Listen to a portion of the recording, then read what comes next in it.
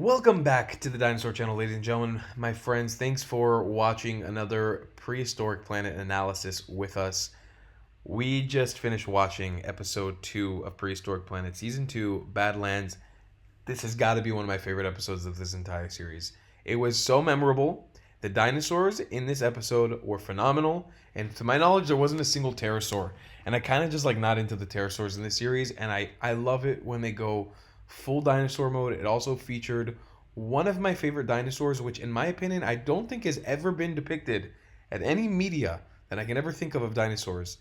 And I kind of could tell in the beginning of the episode when the second they said India, I thought it was going to show up, but Rajasaurus was in this freaking episode, and it was amazing. The payoff for that at the end of the episode was so cool. But anyways, we'll get into the beginning. We're following a group of sauropods, which we knew from the original trailer.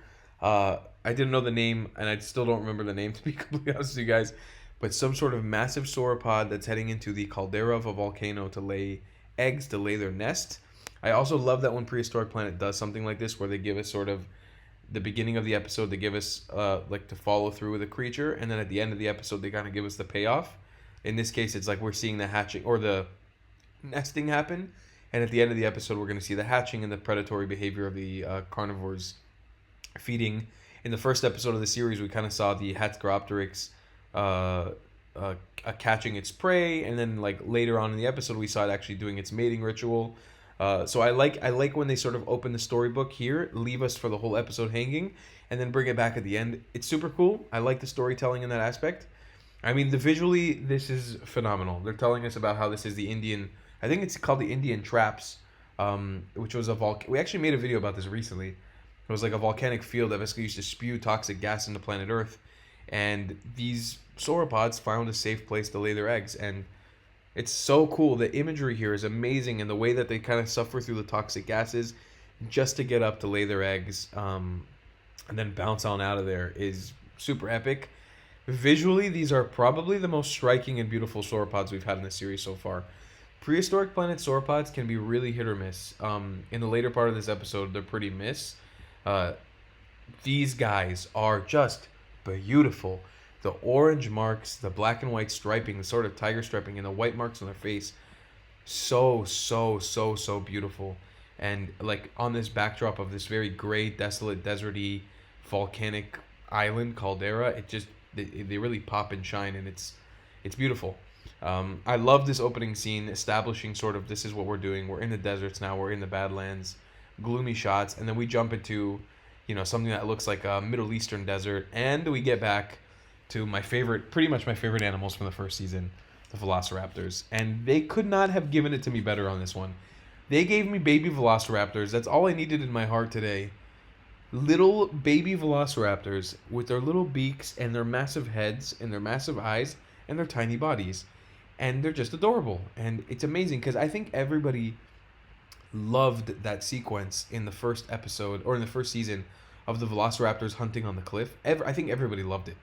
The reveal of the Velociraptor in Prehistoric Planet Season 1 was also like one of the most intense, beautiful things in dinosaur cinematography of all time. And so getting to visit this sort of pack of Velociraptors again and seeing how they fare in the desert, it's just it's epic. And I was super strapped in. I was like ready to see what they're going to do. And then we meet this herd of Prenocephalae, our first Pachycephalosaur for the series, and more sauropods that are sort of going to wander into the territory of the Velociraptor for some water, trying to get to the water on the other side. These sauropods suck. They don't look even slightly realistic. They look like I don't know. It's so funny. Prehistoric Planet sometimes really brings it. The Prenocephalae looks phenomenal. The what's it called? The sauropods do not, by any stretch of the imagination. They don't look good. The markings don't look good. I can't connect with their eyes. I don't like to crap on the show because they really do a great job. But these sauropods here just look like there wasn't a lot of effort put into them. And granted, they're kind of like background characters, but they don't look good. They look like they're out of a video game, and it's not a good video game. But then we introduced the Tarbosaurus again. I'm fairly certain the Tarbosaurus was in season 1, if I remember correctly. But the second I knew there was a carnivore there, I was like, okay, we're in Mongolia. Tarbosaurus is coming back. So Tarbosaurus is now on the hunt, scaring off all the sauropods, and we see how the Velociraptor pulls off The coolest KO of this entire series. Literally jump kicks a Pachycephalosaur, a Prenocephale, right off the cliff. Literally one kick to the face. You're done, boy. You're off the cliff. You're dead. Literally, actually, I'm rewatching it. It's a kick to like the neck. How more brutal can you be as a Velociraptor? You use that killing claw. You're chasing your prey, and then one guy sneaks up on you, kicks you in the neck, and you fall off a cliff to your death. It's so dirty, but it's amazing. And then the baby Velociraptors are like, all right, we're going to dig into this. And they got their free meal for the day. Just epic, epic, epic, epic scene. We then hop off to these Oviraptors, sitting in the desert, sort of laying their eggs, getting ready for another group of Dromaeosaurs, something that they said was a distant relative of the Velociraptor, coming to hunt these eggs. What I like about this scene, let me make a point, because this dinosaur also showed up last episode or last season, where it was hunted by a Yangchuanosaurus, I believe, or a Kyangosaurus. I think it was a Kyangosaurus. It was Kyangosaurus. This blue Oviraptorid was hunted by Kyangosaurus. That's what it was. And it was a successful kill in the first season. It was super cool. What I loved about this is that, as you all know, Oviraptorids have this reputation of being the egg thieves, right? That's the whole point of the name of the Oviraptorid genus. Everybody calls them the egg thieves, and that's what the reputation has been for all time, ever since I was a kid. Everybody knows Oviraptorids are the egg thieves. What I love that they did here is they flipped that on its head. Instead of making the Oviraptorids the egg thieves, they showed them taking care of their nests, taking care of their eggs, and they actually physically called out another Dromaeosaur as an egg thief. They said, okay, here's the actual egg thief. It's this little Dromaeosaur, a distant cousin of the Velociraptor, coming in to steal these eggs and scoop them up and take them and eat them. And so then you have this amazing scene where this Velociraptor cousin is just digging in the egg. Again, I really visually cannot tell a difference between this and the Velociraptor. It looks almost identical. I get them trying to add some more diversity in here, but very forgettable name and forgettable dinosaur. But it is what it is. It's in here just digging through the egg, just making a mess, and then when it gets caught, brings its little egg to its baby, and I love it. I love the scene with these little baby Dromaeosaurs. They're so adorable. But again, visually so strikingly similar to the Velociraptor. It's a bit forgettable. The scene in general is only cool to me because of the sort of game that they played here with the names. I love that they are sort of trying to fix the reputation of the Oviraptors. I love that they're doing that. I think it's so cool. I love that that's something that's happening, and that's a movement that's being made. But, it's kind of a forgettable scene overall. We now jump off to the next part, which our first Ankylosaurids show up. Again, I'm not even going to try to pronounce or remember the name because it was so obscure, but it's an Ankylosaurid. We all know, I know it's an Ankylosaurid, you know it's an Ankylosaurid. Making its way to a spring with Prenocephale there. If I remember correctly, in Season 1, we didn't really have much of an Ankylosaurid. I think there was like one cameo of an Ankylosaurid in like a spring in the desert or something. But yeah, we didn't really have much for it. This scene, visually the Ankylosaurids look beautiful. The details on the face, the horns, it really reminds me of a horned lizard. They took a lot of inspiration, I think, in the color from that sort of horned lizard thing. And I like this scene too with the Prenocephale fighting the Ankylosaurid, sort of biting its neck and like, hey bro, get out of here, this is our water. I really, really, really like that. That's super cool. But yeah, I think it could have been executed a little cooler. It would have been cool to see a fight and not just a sizing up. But again, they're going for historical accuracy and for natural accuracy. And I get that like Ankylosaurs weren't just beating each other up at springs all the time. I get it. Like they're trying to show that these were sort of natural interactions. You have this bigger one just kind of going away. But there's so much buildup of tension and the stakes become so high so quickly. And then you introduce this giant Ankylosaur and nothing ends up happening. It just ends up going away. Again, I understand the realism of it, but like the dinosaur nerd inside of me is like, all right, I want to see somebody get whacked in the face a little bit.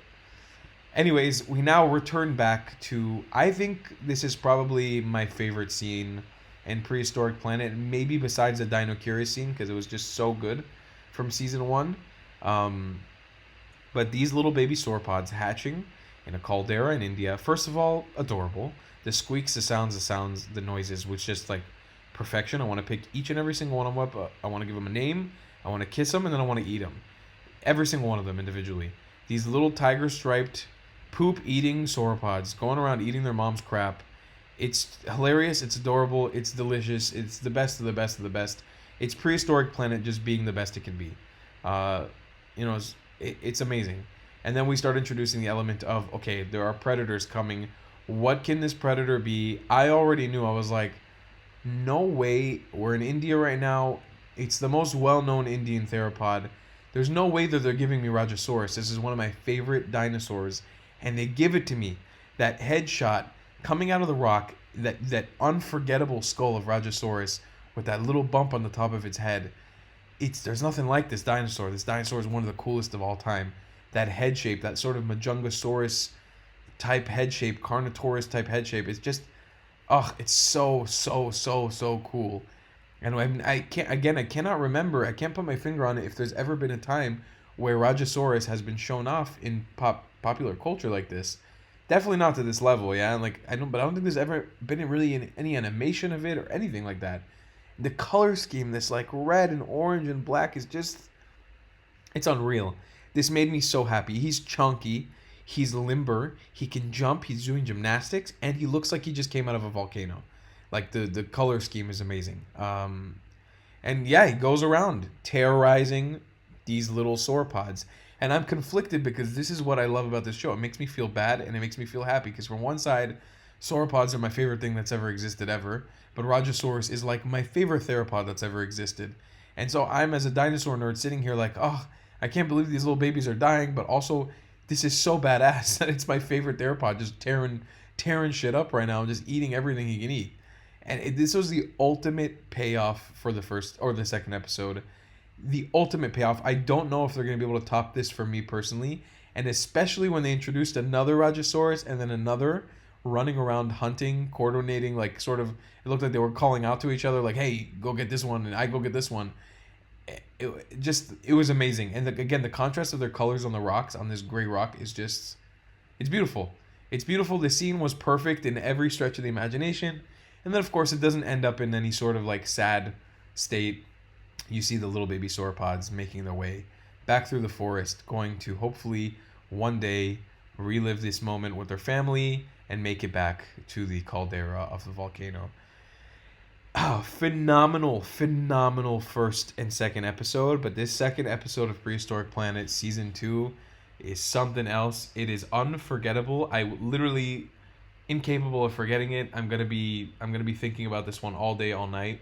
I'm genuinely like so excited to see what else is coming. I can't get my brain over it. I'm like so excited to see what else. We've got 3 more episodes coming out. I know we're having full-size Pachycephalosaurus coming soon as well, from North America. But getting Rajasaurus on the second episode, I didn't know that they were gonna do it. I genuinely didn't know, and it was the greatest surprise ever. Like getting to see one of your favorite dinosaurs depicted in such a realistic manner is such a gift. This show is such a gift. Being able to see it and being able to witness this and being able to see it for free too. You know, the Apple TV Plus is just like, it's so great that they give you this free subscription.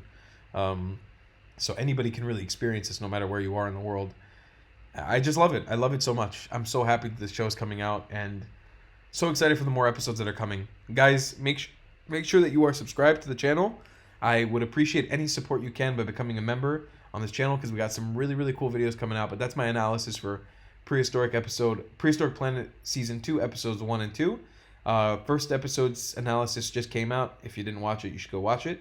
But my second episode, this was the bomb. This was so good. I don't know if you're going to be able to top this one for me, to be honest. I'm so happy with this one. But yeah, we'll see you guys in the next video for the analysis of Episode 3. And I'll see you then. Thank you guys so much for watching. See you then. Bye-bye.